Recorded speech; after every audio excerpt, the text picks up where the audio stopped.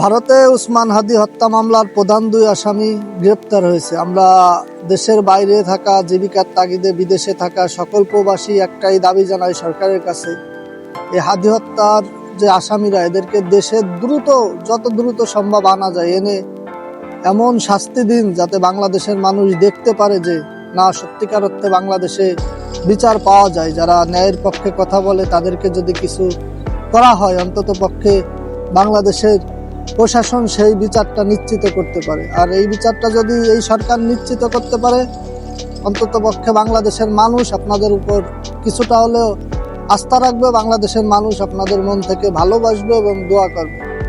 তাই আমরা প্রবাসীরা চাই এবং বাংলাদেশের মনে হয় যে লক্ষ লক্ষ সাধারণ জনতা চাই যে হাদি হত্যার বিচারটা যেন একবারে সুস্থ এবং দৃষ্টান্তমূলক হয়, যেন বাংলাদেশের মানুষের কাছে একটা উদাহরণ হয়ে থাকে।